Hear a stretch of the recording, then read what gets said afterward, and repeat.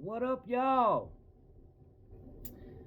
Hey, today I'm gonna break it down for y'all and kind of maybe give you some answers, maybe some closure or whatever for the people that's got uh, family in Alabama prison or whatever, kids, brothers, sisters, parents.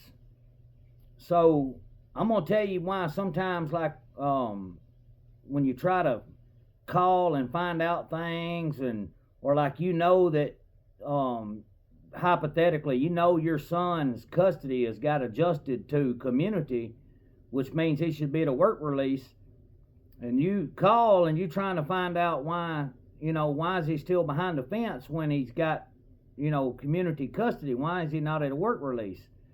And you can't get any answers.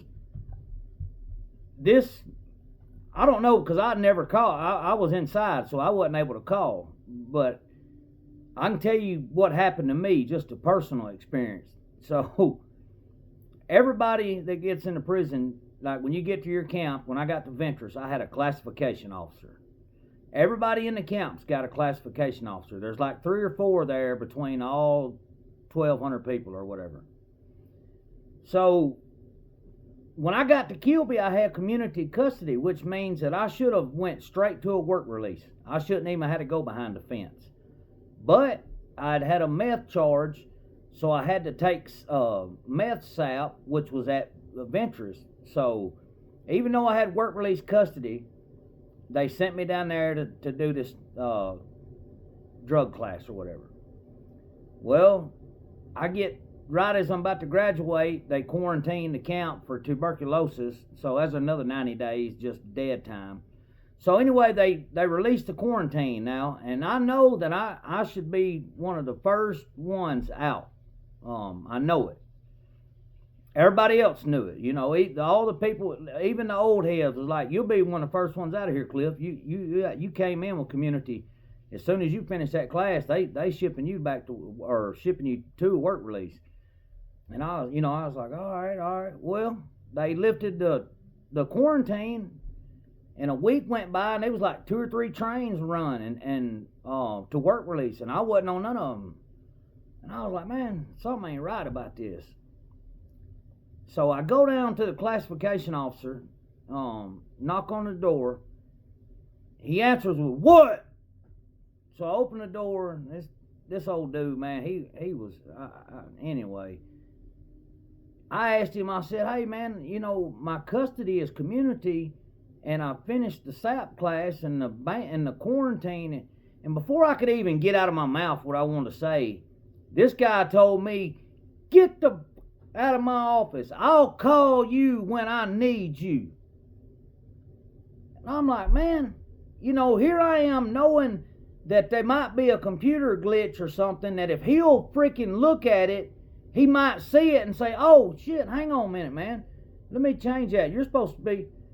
So he won't even speak to me. Tells me verbatim, "Get out of here." So, I had to leave. What can I do? So I go back to the dorm, and it wasn't just a few days later. I had to go back down there to the warden's office where the building the warden's in or whatever. And the lady that did our orientation, she was a classification officer. Real nice lady. I mean, super nice. And so I noticed that day when I was down there that my classification officer wasn't there, but she had her door open. And now you're not supposed to go in there and, like, when you're setting up front there, like, you're not supposed to just walk around there and talk to them. And I was just like, man, I'm fixing to take a calculated risk right here. I'm fixing to go around here because I think if I can talk to this woman, I think she'll understand what I'm trying to say. And so I just walked around through there, and I said, "Miss So-and-so," and she said, "Yeah, hey, come on in." My officer told me to get the F out. She's like, "Come on in." Now she ain't even my classification officer.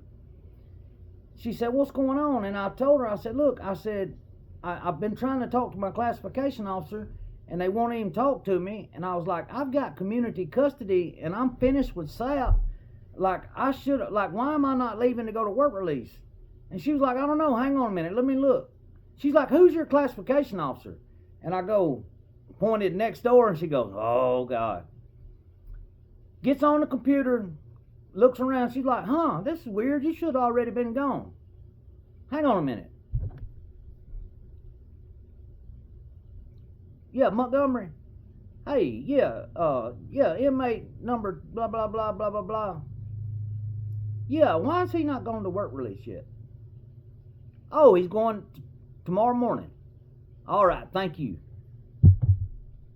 See how simple that was? All it was something in the computer, and if the guy would have just looked, you know what I mean?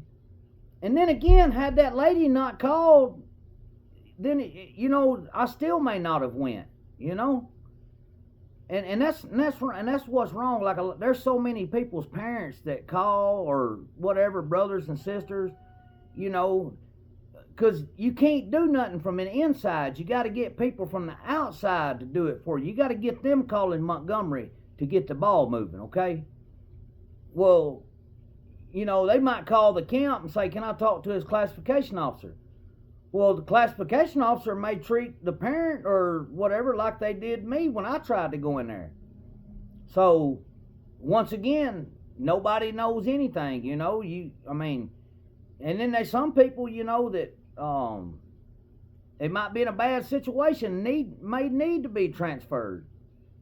But then again, you got a person that won't even pick up the phone to even hear you out. You know what I mean? And then Alabama's got the most murders, the most suicides, and the most sexual assaults out of any prison system in the United States of America. And they got classification officers that won't even answer a phone or talk to you or nothing. And that's their job. That is their job title, is to sit down with inmates, talk to them. Hey, if you do this and this, we'll knock your custody down some. Or, hey, you did this, we're going to have to...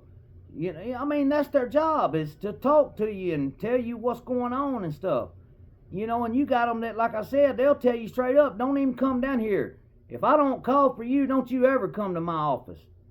You might spend your whole time behind the fence when you should have went to a work release a year ago. All because somebody don't want to talk to you.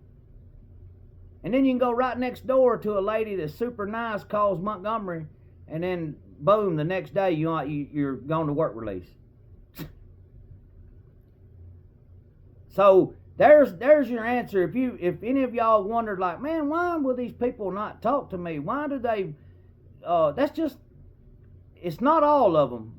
Trust me, because that lady, she went above and beyond for me, and didn't have to. She could have told me just like the other guy, hey, get out of here. You're not my client, or you're not one of mine. Go on, get out of here. But no, she was nice enough to sit down and take 5 seconds out of her day to look at that computer. And she said, whoa, this ain't right. You should have already been gone. The other guy, it might have been 6 more months before he ever looked. Or he may not have ever looked. I may have paroled out before he looked. So, I know people sometimes wonder, like, man, I can't believe they won't tell me nothing, or why. That's just the way they are, y'all. And like I said, you got the good ones, like that one lady. I know many of people in there that she talked to their parents multiple times had long conversations with them, And, but then again, like me, I just the luck of the draw. I got one that he wasn't going to do nothing for nobody. He was just going to come to work, get his paycheck, eat 2 footlongs every day, and go home. And that's it. And so what if you were supposed to went to work release 6 months ago? I don't care. And if you tell your mama, if she calls up here, I ain't telling her nothing either. That's it. That's the prison system for you. So, but like I said, they are some good ones. I can't remember that lady's last name at Ventures, but man, she was a real professional lady, and she done the right thing for me, and I appreciated it, man. Like I said, all my guy had to do was listen to me for 1 second, log into his computer and type in my number, and he would have seen, oh, okay, this is what, yeah, here, let me fix that, and they'll get you out of here. Had no intentions, no whatsoever of even looking, you know. Apparently I interrupted his day of doing nothing, you know, sitting on the internet.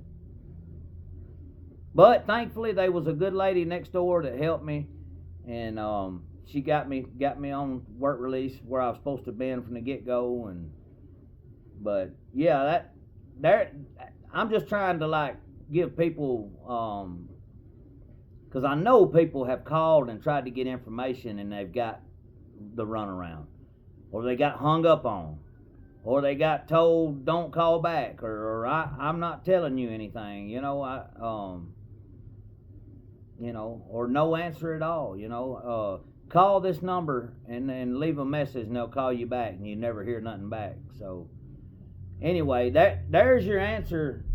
Not to every question you got, but for the ones where you wanted to know stuff about your people or whatever that was inside, and you couldn't get any answers or what, there's one reason why you don't sometimes. It's just because the person has a bad classification officer. Some people look at inmates like they're just sorry pieces of shit, and they committed a crime. I'm not going to help them do nothing. I'm not helping them get to work release. I'm not doing nothing for them. I'm just going to come in here, put a little paycheck, and you know, and that's it. And that's the way some of them do, man. And there ain't nothing you can do about it, you know. They're so understaffed that they'll just take whatever they can get off the street, you know. Oh, you got an associate's degree in criminal justice. Oh man, hell yeah, we'll make you head warden. Seriously, man. I mean, that's how bad they hurting down there. The staffing was so bad, man. Seriously, I remember some nights they might only have 2 people to a dorm. You know, and they like 200 or 300, 400 people in a dorm, you know, counting both sides, and they got 2 officers to work it. Now, what if something goes down? I'm gonna go ahead and tell you, the 2 officers ain't gonna do nothing, because I heard of many of them officers say, I heard people say, man, why didn't you go in there and stop that dude from stabbing that dude up? Shit, I ain't going in there and getting myself cut up. I'm going home to my family tonight. You know, and that's just how it is, you know.